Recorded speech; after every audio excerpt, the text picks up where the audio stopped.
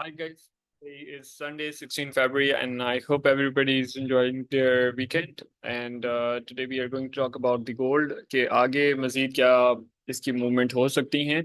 तो last week we had the PPI and CPI was the most important news जो कि हमारे पास काफ़ी स्ट्रॉन्ग डेटा आया था. तो 3%, 2.9 एक्सपेक्टेड था. 3% हमारे पास सीपीआई जो इन्फ्लेशन है वो बड़ी बड़ी है 0.1% से 0.1%. या इससे हमारी जो है इन्फ्लेशन बड़ी है. पीपीआई जो थी हमारी 0.3 एक्सपेक्टेड थी जो कि 0.4 पर आके खत्म हुई है, जो कि वो भी बढ़ गई, right. And then we had Trump की जो है स्पीचेस वगैरह थी जिसमें टैरिफ को मजीद स्ट्रॉन्ग किया गया था. फिर अब मैं अगर आता हूँ फ्राइडे वाले दिन मार्केट जो है वो डेटा थोड़ा सा अनएक्सपेक्टेड आया था. तो मैं अगर बात करूँ तो हमारे पास रिटेल सेल्स थी, I guess. Yes, retail sales ही हमारे पास जो कि 0.2 एक्सपेक्टेड थी और 0.9 से जो है हमारे पास डेटा आया था, जिसकी सूरत में गोल्ड को स्लाइटली सा ऊपर जाना चाहिए था. बट उसकी बजाय गोल्ड जो है वो काफ़ी ज़्यादा ज़बरदस्त जो है वो डंप लिया. अब वो डंप क्यों लिया उसके ऊपर थोड़ी सी बात करते हैं. तो अगर हम गोल्ड का भी करंट चार्ट देखते हैं तो उसमें दो कंडीशंस हैं. एक तो सिनेरियो हमारे पास ये है कि सीपीआई अब जो इन्फ्लेशन रेट है जो कि एक्सपेक्टेड था जो कम होगा जिसकी वजह से, तो वो अब जो है मजीद बढ़ा हुआ है, राइट. एंड देन फेड का अप्रोक्सीमेटली टारगेट ये होता है कि इन्फ्लेशन को कम करना. तो 3% जो इन्फ्लेशन है वो हमारी ऑलरेडी अभी बढ़ी हुई है. तो इसमें इसके सिनेरियो में होगा ये कि जो ट्रम्प है वो टैरिफ मजीद जो ट्रेड वॉर जो चल रही है उसमें वो मजीद स्ट्रॉन्ग कर नहीं सकता. तो उसके ऊपर अब काइंड ऑफ अ प्रेशर है कि यार मुझे जो टैरिफ है अपना वो ख़त्म करना है, या तो उसको होल्ड पे डालना है या तो उसको डिक्रीज करना है. बट वो इतना ज़्यादा इम्पोज नहीं कर सकता क्योंकि इन्फ्लेशन जहाँ जहाँ पे लेट सपोज एक बंदा $15 की चीज़ को ऑलरेडी $20 में वो बाइंग कर रहा है. तो अगर ये टैरिफ को मजीद स्ट्रॉन्ग करता है तो उसके सिनेरियो में होगा ये कि जो बंदा भी $20 पे कर रहा है वो 22 या $25 मजीद पे कर रहा होगा for the same thing, right. तो ये इन्फ्लेशन को और ज़्यादा इंक्रीज कर देगा जो कि ये ना तो फेड जो है अफोर्ड कर सकता है ना तो टर्म.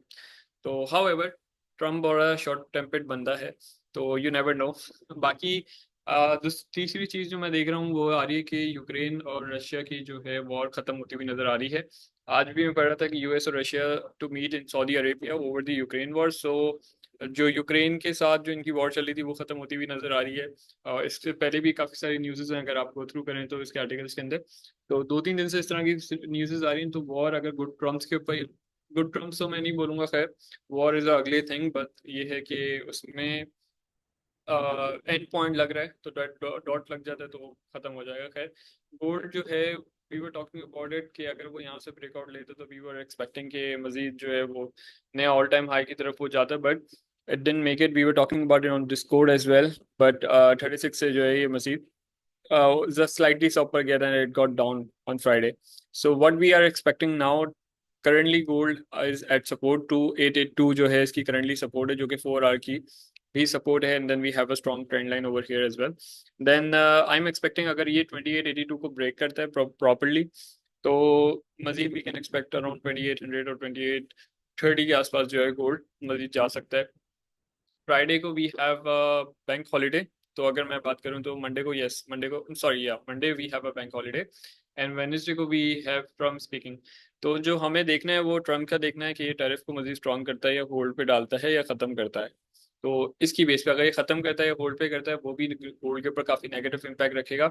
और अगर इसको स्ट्रॉन्ग करता है तो gold will make, most probably will make a new all time high. Then if I talk about gold अभी, तो गोल्ड की अगर मैं बात करूं 1 डे के ऊपर, 4 आवर के ऊपर आ जाते हैं वापस. We were talking about it अगर ये 2882 की सपोर्ट ब्रेक करता है then we can see gold around 2830 और 2800 तक भी स्ट्रेच हो सकता है. फंडामेंटल्स देखें, जो टेक्निकल्स हैं they are suggesting gold still bullish है.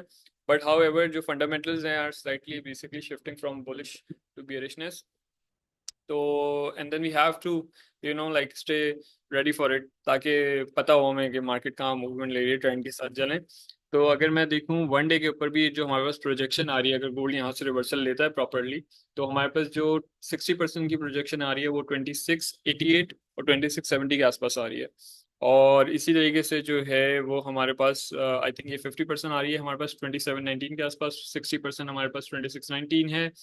then we have 70% around like 2657 के आसपास.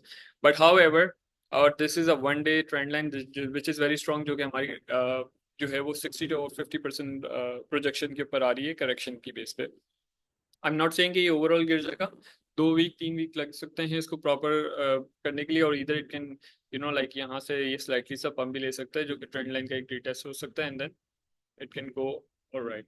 Wrong, wrong tool. सो यहाँ से भी जो है ये जो है रिवर्सल वापस ले सकता है फ्रॉम ट्रेंड लाइन। अपना जो लास्ट सपोर्ट है जो कि तकरीबन 2690 2790 के आसपास आ रही है। सो या, तो आई एक्सपेक्ट कि गोल्ड, अब सारा मामला जो है वो वेडनेसडे वाले दिन टैरिफ के ऊपर होता है कि जो ट्रम्प है वो उसको होल्ड पे करता है कि नहीं करता है। However I might be looking for sell setup अगर on Friday. I'll wait for a little bit of pump, and then I'll plan my trades accordingly.